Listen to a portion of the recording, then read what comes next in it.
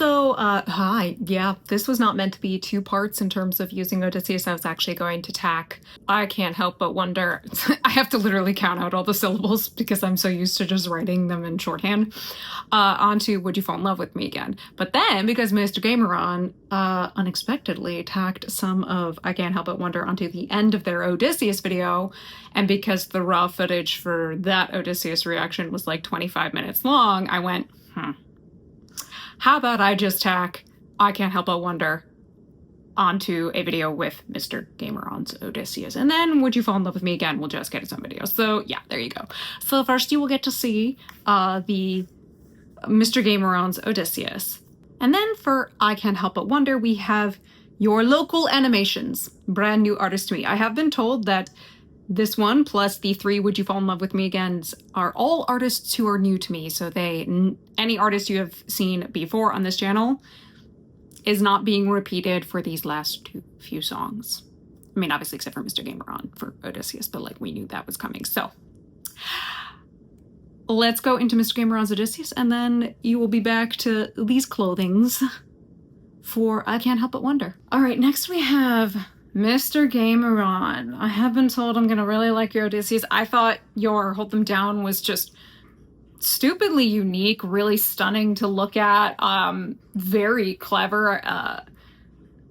The use of the puppets, I'm still wondering if like there's a reason other than, hey, like for you that's a people model or like a humanoid model that you find easy to work with in 3D animation, or is there like a literary reason? You know, do we have a greater artistic reason for using the puppets? Beyond that, I'm very excited to see your Odysseus. It's time for trash day for these puppets. Looking around. Yeah. I've suffered every punishment. Does he have a helm on? Or is it a hood? It's a hood, okay. And also looking sexy. Looking short skirts. Yeah.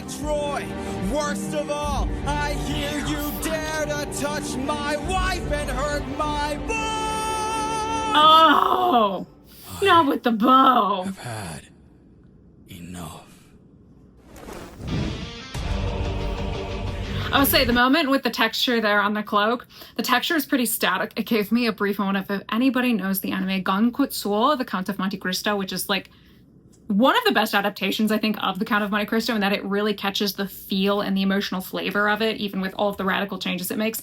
It had a really unique animation style where all of the textures and patterns and such were basically like static Photoshop images and stuff moved atop them. It could really throw you for a second, and they were like, it was very busy to look at, which I thought kind of fit, but briefly your moment with the cloak there reminded me of that.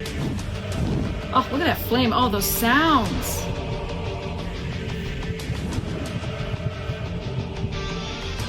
Oh, moving in the dark, the blue. Oh, it looks so good. A night scene that I can see? In the heat of battle at the edge of the unknown. Somewhere in the I love the extra sound effects you've done for the fire. We have the advantage, we've the numbers and the might. No, you don't understand it. This man plans for every fight. See him!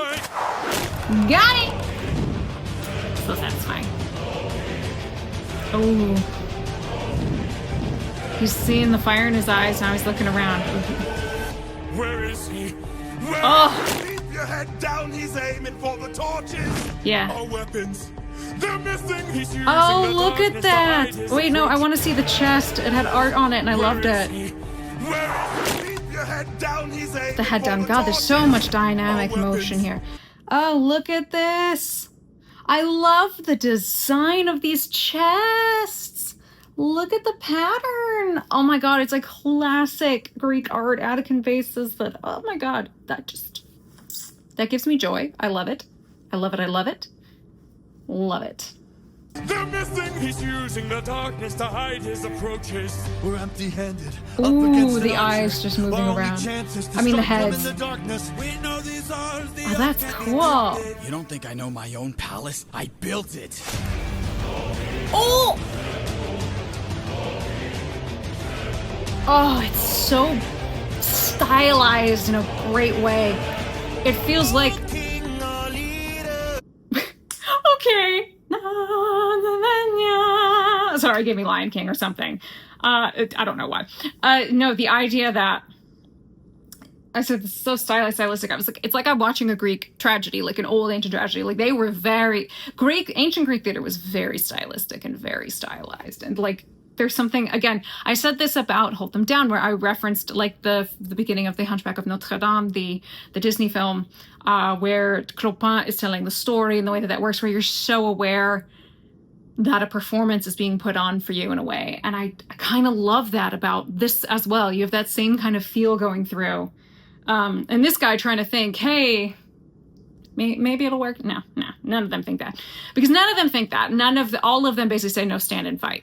You stand and fight. Because, so in the Odyssey, again, these suitors bend over backwards to justify to themselves that what they're doing isn't wrong. So they literally start saying, you can't kill us, that's bad, Xenia. You think I'm kidding? No. You read that and you go, ho, you serious? Like, ho, you serious? Are you kidding? Because they, again, are justifying to themselves that they're not doing anything wrong, which is ridiculous. It's part of that disconnect, the cognitive dissonance. Again, because they are abusive bastards and that they don't even, like, dare to think that what they're doing is wrong. So they're like, well, you're just giving bad Xenia. And he's just like, bitch, you don't get to say the word Xenia. You clearly don't know what it means. There's also a moment during the Feast Day of Apollo where they don't do a serving for the gods, like when they're divvying up, all of the roast and whatever. And I remember when we were in book club, we were just like, clutch pearls. What do you mean they didn't put out a portion for the gods? That's it. Killed them all. Goodbye. Bye. Bye. Bye. Bye. Trash days today. Goodbye. Love the lighting here. Oh, buddy, you're so dead. Ooh, love that shadow.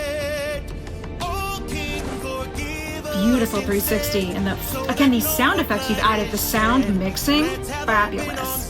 The levels are great. No. Oh, that's satisfying. Ooh, grabbing the shield. Okay.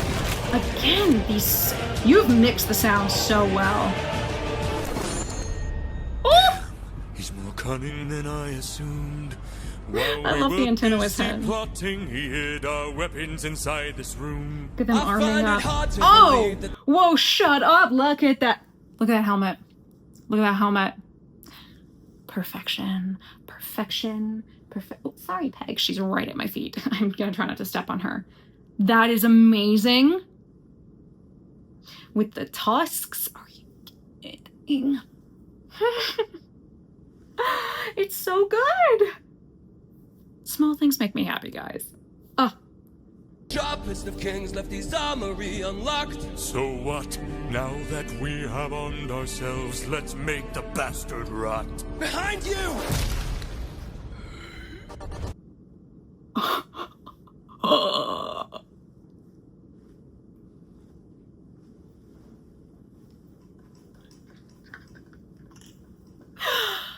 Oh, Gameron, that was such a good show.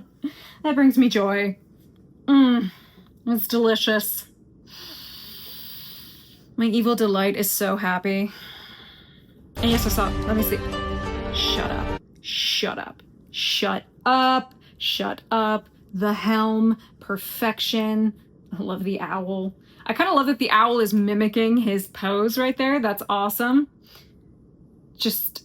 Is Telemachus also shirtless? Yes, man-sloot Telemachus. Your man-sloot puppets are my favorite thing ever. I'm just loving his helm.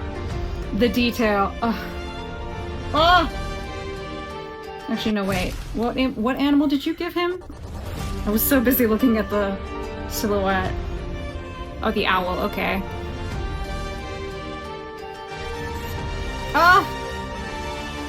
Throw down those weapons. I ensure you'll be spared. Man-sloot Telemachus. We love it. And all the man-sloot puppets. Again, all of these man-sloots. We love it.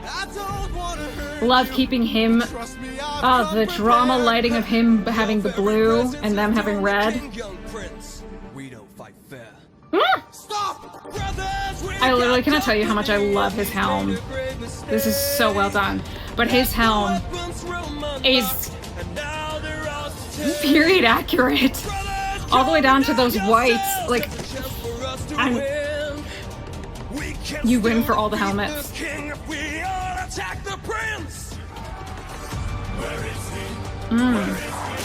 Oh!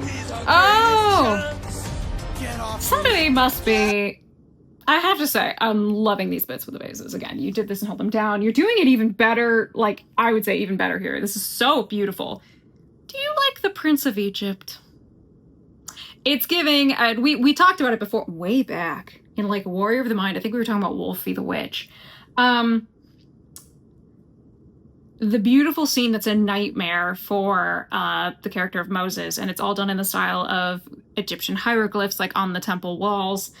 This is giving, especially as the way these characters are moving from vase to vase, it is very giving that scene, but obviously in the style of Vatican vases, though, of course, your characters are all still jointed, kind of like the puppets.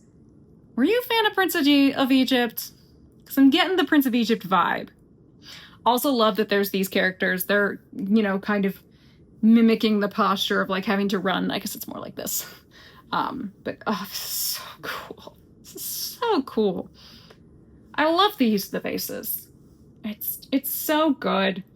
And having that sort of flattened image, the fact that Telemachus is all blue, I mean, again, makes him stand out. Oh!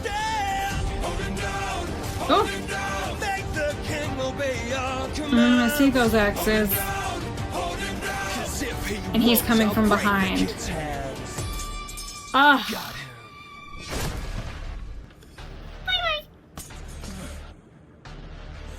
Mercy. Oh, picking him up? Mercy. Oh! My mercy is long since drowned. Died to bring me home. And as long as you're around, my family's fate is left unknown. You plotted to kill my son. You planned to rape my wife. All of you are going to die. This is like a horror movie. I love it. You filled my heart. The way he breaks them all apart. And again, I keep saying it. Wrong. This will be your fate. Yeah, very horror movie. Is he he's basically almost naked. Look at these shots, the slow-mo. These are gorgeous. Like, I would want a painting of that. It really feels like that. And it's so a great use of timing with the choir, where you're also going to have all of the voices that are underneath. So you can show the fast movement there, but for these, have the moment of the speed ramp down. It's beautiful. And the way that you have lit everything, I mean, like, this looks like something you would see having been painted by, like, Michelangelo as on a wall somewhere. He's done, I mean, you want to say easily the Sistine Chapel. I think he's got other pieces where he did those kind of mural works, and a couple of them even having, like, battles, and they're so dramatic. Although the lighting here, this is where I talk about chiaroscura. Chiaroscura is a lighting style that was, I guess you could say, is most famous with, I want to say pioneered by, but I don't want to misspeak, because again, my art history is rough, by a very particular painter who's, I have a biography of him because his work was so well done, which was Caravaggio. And Caravaggio's work was so influential because lots of people tried to copy it afterwards. And if you go and look up a Caravaggio piece, you will usually find that the background is, you know, like, it's very dark with this really high contrast, highly dramatic lighting, known as the chiaroscura, the light and the shadow. Such that, like, this reminds me of, like, a Caravaggio painting. Even though the setup of it would also give me, like, Michelangelo. But this is so good. And him bouncing off of Telemachus's shield, like, this is... Someone do this in a painting. Like, this should be a painting. Hang that in the fucking Louvre. I can't. I'm just staring at this frame because it's so good. I almost don't want to continue because the frame is so good. It's, like... This is so gorgeous. It's stupid. It's stupid how pretty that is. Oh, God. Oh.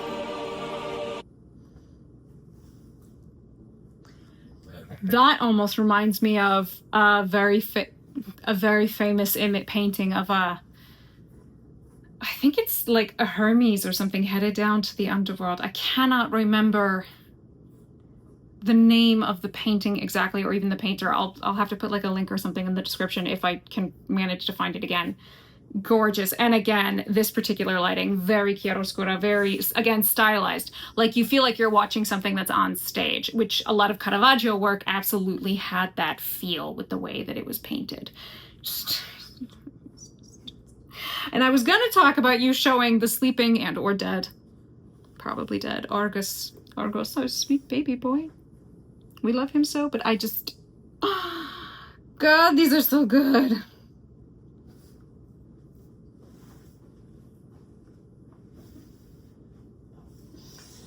Oh,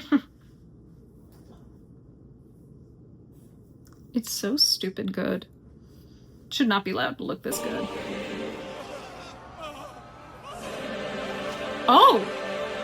Oh, hold on here. So yeah, that's gotta be Argus, because I think I just saw the 12 bodies hanging. Okay. 1, 2, 3, 4, 5, 6, 7, 8, 9, 10. There's probably 11 and 12. That is clearly... Oh, wow, Gamerun, you really know ball. That is a reference to the 12 disloyal maids. These 12 maids who we actually witnessed, kikiing and giggling and chatting and getting all excited to leave the palace the night before this all happens to go sleep with the suitors basically in town. So the thing about the 12 maids is remembering that it is of their own volition that they do this. This was their choice. They wanted to do it. They maintained these relationships with the suitors. And that is essentially treason. These women are what are known as dolos. They're slaves, which the difference between a slave and a freeman in the Bronze Age, from what we understand, is don't think like the Atlantic slave trade. It's not the same thing. A dolos could own property. A dolos could own a dolos. We, in fact, see Eumaeus who does that. They could marry a free person and all that. It just meant you were tied to a household. In this case, these maids are tied to the house of Odysseus. And these maids get picked out, not by any men. They're actually, the power in this moment is given, in fact, to the women. And not only to the women, but the women of the dolos class. There's a character named Euryclea, who's I call her like the chief housemaid, the housekeeper. Like, she's clearly the oldest of the female servants who are there. I mean, she's from Odysseus' father's time. Like, she knew Odysseus she was there from before Odysseus was born. And he realizes, like, he had initially come in saying, like, I'll recognize anybody who's been traitorous to me in my house. And he realizes pretty quickly, actually, I'm going to have no idea. So he looks at Euryclea, he goes, go, fetch, because she would know what's going on with the female servants. With the male servants, they've dealt with Melanthius. It's been pretty easy to tell. And most of the male servants are going to be working out in the field. In the house, you're going to see a lot more women. So he tells Euryclea, he goes, go and bring me those who have been disloyal. And we find out there are 50 women, basically, of the household staff. Only 12 were disloyal. And Odysseus tells Telemachus, deal with them.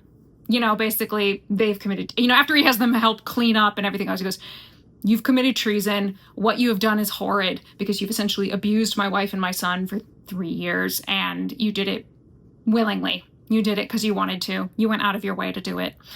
This is treason. And what he does is he tells Telemachus to basically take them out back and kill them for treason. And he says to make it quick, like basically one shot with the sword. So either like cut off their heads, stab them through the heart, like you do it quick because it's just treason, you move on. However, Telemachus gets really caught up in how he feels. And that is because so much of this, the entirety of the Odyssey, is about exploring trauma and exploring PTSD. Let's remember, these suitors have been here for 3 years, every single day, day in, day out, nonstop, over 1,000 days. And these women joined in with them. And as he says, you basically like hurled abuses upon me and my mother. Like, you did fucking wrong. And what we see is in a mirror to what kind of occurs in the Cyclops cave, where Odysseus lets his feelings run wild, does something stupid. Telemachus does something stupid in that he hangs the maids, because that is a long, especially because it seems their necks don't break. That's a long, extremely painful death. So the issue is not that he kills them, it's how he kills them. And it's because he's the one who experienced the trauma firsthand. So he's the one whose trauma is flaring up and he's being essentially triggered.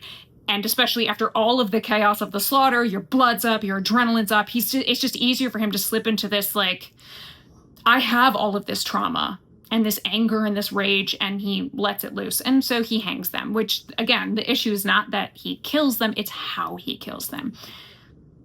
Because what they did is commit treason. I mean, look, Melanthius doesn't exactly get off well either. There are various bits and pieces that are cut off and fed to dogs. It's... It ain't pretty. It ain't pretty in the slightest. But yeah, that's clearly a reference to the maids. I'm impressed. Oh! And you put the Greek. I see these sphinxes. Hold on, I could try to read that Greek. I guess what it's supposed to say, but I'm not entirely certain.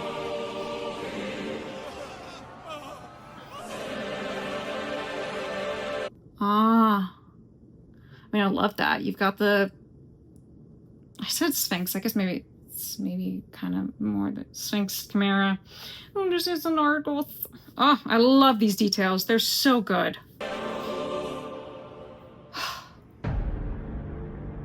Ugh. Ugh. Hang in the Louvre. I mean, it looks like a stage. The chiaroscuro is so good. It looks like a stage. There's still a ton of time left.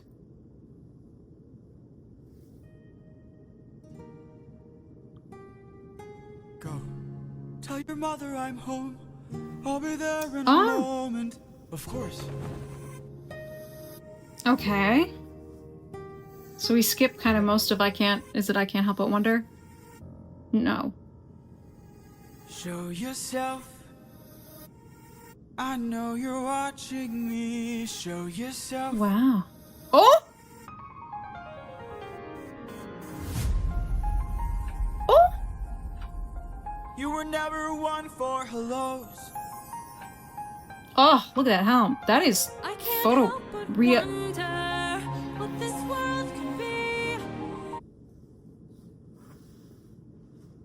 Shut up. Shut up. Oh, you cannot see I have goosebumps. My hair is standing completely on end. Oh. Oh, full body goosebumps. What? What? I knew you did puppets for a reason. You have a human... First off, whoever she is. You're gorgeous, by the way, whoever you are. I'm just saying. Just saying. Love it. Love it. They're puppets. The gods are humans. Oh my god. Oh my god. Oh my god. Oh my god. Oh my god.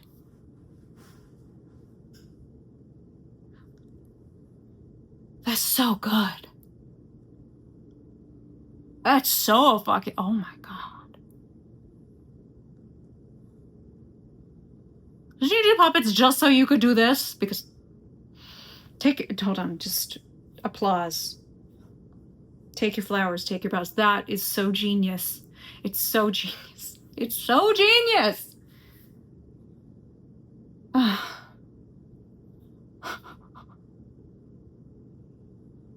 so genius. Humans are like puppets for the gods to play with, which there is an element of that. But the gods are very big on free will. Whenever free will in humanity is violated, shit happens. Like, for example, Helen having no free will, being, you know, Aphrodite forcing her to, like, fall in lust with Paris and run off. What happens? The Trojan War. The end of the heroic age. Like, but differentiating the gods between the humans as the gods being an actual person, which, God, the amount of work, because all of this compositing you have to do. The green/blue screen work. Ooh. So much work. Oh my god, sorry, I should keep going. Love it. I hate this part of the song, but I'm just like loving this idea.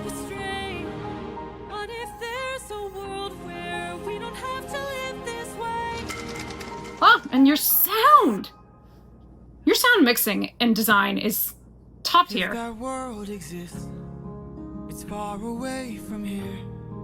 It's one I'll have to miss, for it's far beyond my years.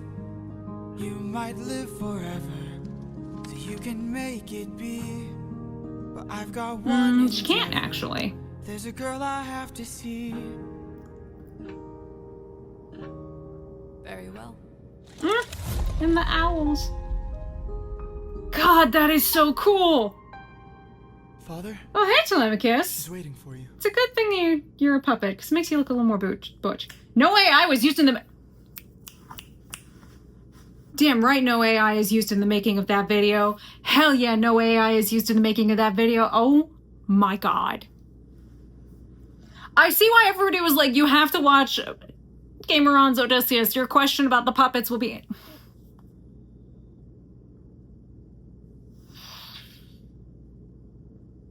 Right now, yours is my favorite, if for nothing. I mean, yeah, because of the cool use of the puppets versus the human Athena, but for those shots with the chiaroscuro lighting, which is just... All of those I want done as paintings. Anyone who's artistically inclined, I want those as paintings. Not as puppets, but like as people. Those should be paintings. Like, those should be masterworks that are hanging somewhere on a wall. Ah! So satisfying. There's so much going on. That was so cool. I literally have no more words. Okay, and on to the only full-length I Can't Help But Wonder by Your Local Animations. Very curious. Again, I kind of dislike a good chunk of this song, mainly because I did not particularly like the treatment of Athena, or most of the gods really, but especially the goddesses, and especially Athena in this musical. That's me. So I'm gonna watch this on mute, which is fine by me. And I cannot wait to see your style, so let's go. We already have a warning for flashing lights. Not the song where I would expect flashing lights, but I guess maybe it's when Athena enters the story, so let's go.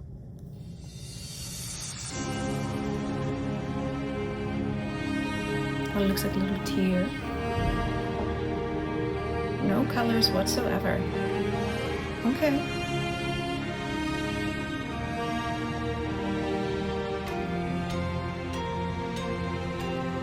Telemachus looks really young. So does Odysseus. I think it's just an effect of your style. Son.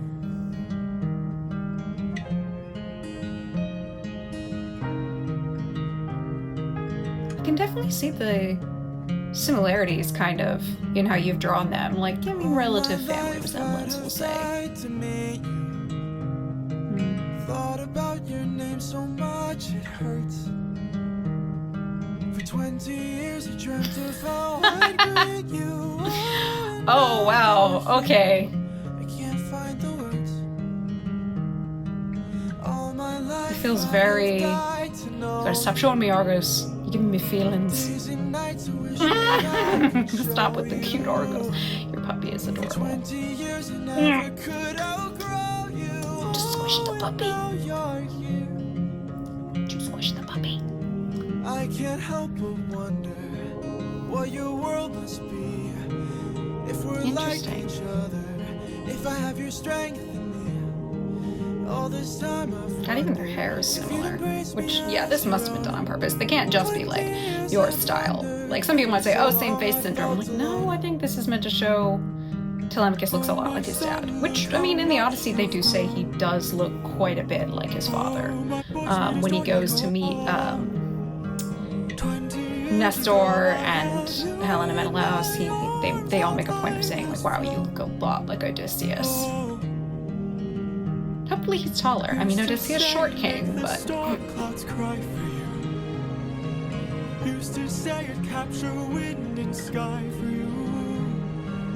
Held you in my arms, prepared to die for you. Oh, how time has flown. Yeah, the inclusion of Athena with baby Telemachus is more than a bit much. You're not the first animator who's done that. I find it like there's no way. But seeing Odysseus like all excited with a baby Telemachus, I mean, it's a son, it's an heir, and he does call himself in the Iliad a lot like father of Telemachus. I mean, it's a huge deal. If you were, you know, basically a warlord, 'cause we say king, we probably mean some, thumbnail image. Love how beautiful that is. It's a great image. But like the idea, they needed sons. I mean, we make the joke, an heir and a spare. He only had the one, so it was a huge deal. And it's a big deal because you continue your line. I mean, this was a very patriarchal society. It passed down through the men. Go. Tell your mother I'm home. He's still got the red I'll be eyes. there in a moment. Of course. Telemachus does feel really young in this, but the crying and like him being very overwhelmed emotionally, I mean, they do have this very emotional reunion in the Odyssey, but also we know that Telemachus is traumatized by what happened with the suitors. That it comes out in the killing of the 12 disloyal maids, like how he goes about it. We see the effect of that trauma. Ah, hourglass. I can't help but wonder what this world could be if we all held each other. She must have some sort of headband or something on. I'd love for her to turn around so I could see it in full. Ah, okay, an owl. Okay.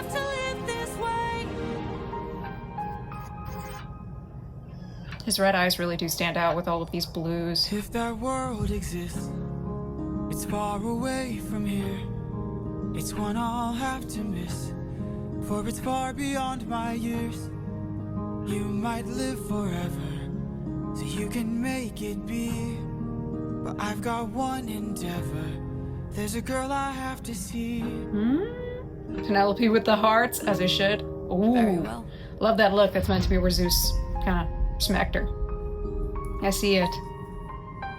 Interesting. Father? It's going to becoming an idol that's cracked down through. That's an interesting touch. I actually really quite like that. Your style is definitely very unique. Your moments with like little chibis is very cute.